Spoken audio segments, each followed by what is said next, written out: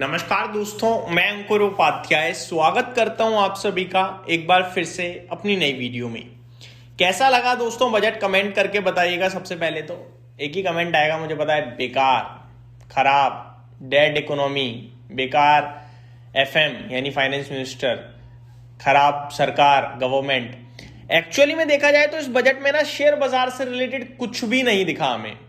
हमें कंज्यूमर्स से रिलेटेड दिखा है। डेफिनेटली बहुत सारी ड्यूटीज कट हुई हैं। हमने कंपनी स्पेसिफिक ये देखा है कि लॉन्ग टर्म में स्ट्रक्चरल बेनिफिट उठाएंगे बहुत सारे सेक्टर्स। जैसे कि मैं आपको कुछ एग्जांपल बताना चाहता हूं। देखो, डायरेक्टली शेयर बाजार को इंपैक्ट कर गया है एसटीटी, जिसके बारे में हमने प्रीवियस वीडियो में बात करी थी। एसटीटी का बढ़ना बाजार के लिए एक शॉक था, क्योंकि कोई सोच भी नहीं सकता। हमारी तो एक्सपेक्टेशंस ये और थी कि शायद long term capital gain tax में कुछ राहत मिले सो दैट एफआईआईज वापस आए। यहां तो एफआईआईज ट्रेडिंग जो कर रहे हैं ना, उनकी ट्रेडिंग भी अब रोकने की तैयारी है, क्योंकि एसटीटी बढ़ा दिया एफएनओ पे। तो वो एक झटका था जिसकी वजह से बाजार में एक शार्प रिएक्शन देखा आप सभी ने, और निफ्टी दिन के दौरान 900 पॉइंट टूट गया टॉप से। तो ये होता है। ये बजट वाले दिन न्यूट्रल है, इसमें कुछ एक्सेप्शनल नहीं था, लेकिन 900 पॉइंट एक्सेप्शनल था भाई। मैं 500 550 पॉइंट तक सोचता हूं। 2% का मूव लेके चलता हूं निफ्टी पे, बैंक निफ्टी पे 3% तक का। लेकिन बैंक निफ्टी 2000 पॉइंट घूम जाना, निफ्टी 900 पॉइंट घूम जाना, ये ज्यादा बड़ा मूव था। स्मॉल कैप इंडेक्स का 4-5% गिर जाना अचानक से, ये झटका था। मतलब डेफिनेटली जो भी ट्रेडर होगा वो लॉन्ग वाला तो गया, और जो इन्वेस्टर होगा उसने भी बहुत सारी पोजीशन खाली कर दी होगी, वो रुक ही नहीं पाया होगा और वो कहीं ना कहीं जाके लॉस देके गया है। अब मैं आपके साथ जैसा कि शेयर कर रहा था कि एज अ कंज्यूमर आपके हमारे लिए कुछ फायदा है, क्योंकि अगर कंपनियों को कुछ चीज सस्ती मिलेगी तो हमें भी सस्ती मिलेगी। और कंपनीज की बात करी जाए तो उन्हें स्ट्रक्चरल बेनिफिट मिलेंगे। कैसे? जैसे कि न्यूक्लियर प्रोजेक्ट से जुड़े प्रोडक्ट्स पे इंपोर्ट ड्यूटी हटा दी, पूरी जीरो कर दी। अब अगर कोई कंपनी न्यूक्लियर प्रोडक्ट्स बना रही है, न्यूक्लियर प्रोग्राम में काम कर रही है, बना रही है, तो वो जो भी सामान खरीदती थी विदेश से, अब उस पर ड्यूटी नहीं लगेगी, उसके मार्जिन्स बढ़ सकते हैं, उसकी कॉस्ट रॉ मटेरियल्स की कम हो गई। सिमिलरली क्रिटिकल मिनरल से जुड़े प्रोडक्ट्स पे कोई इंपोर्ट ड्यूटी नहीं है। सिमिलरली 17 कैंसर मेडिसिन पे इंपोर्ट ड्यूटी जीरो कर दी है, तो 17 मेडिसिन पे।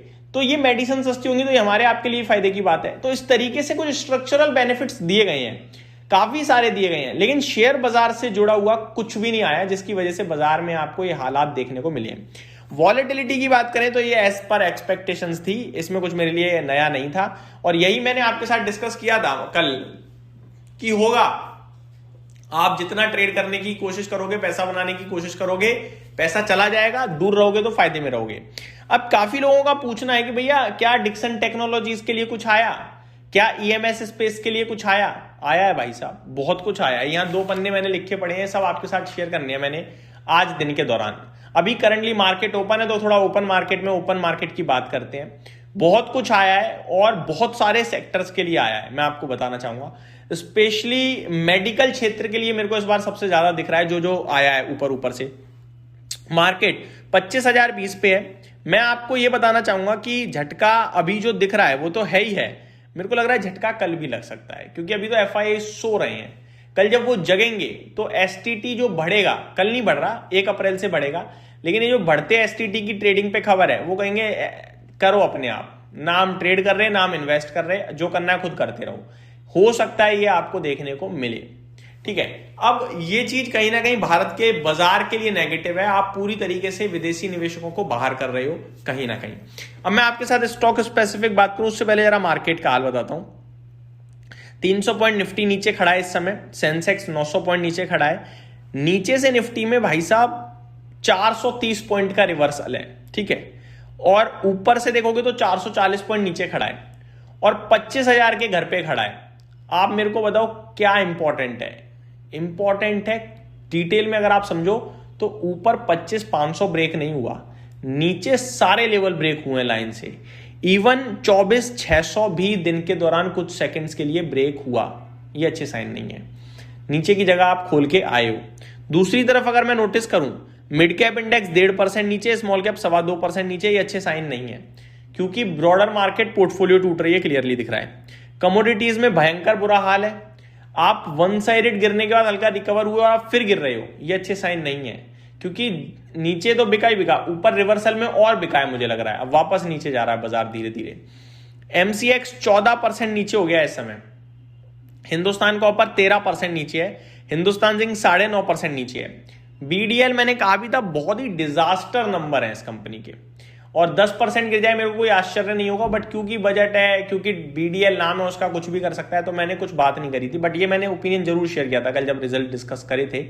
अभी 9.5% नीचे है। एंजल वन 8.5% नीचे है। इन ब्रोकिंग कंपनीज का तो हाल बुरा हो गया भाई साहब।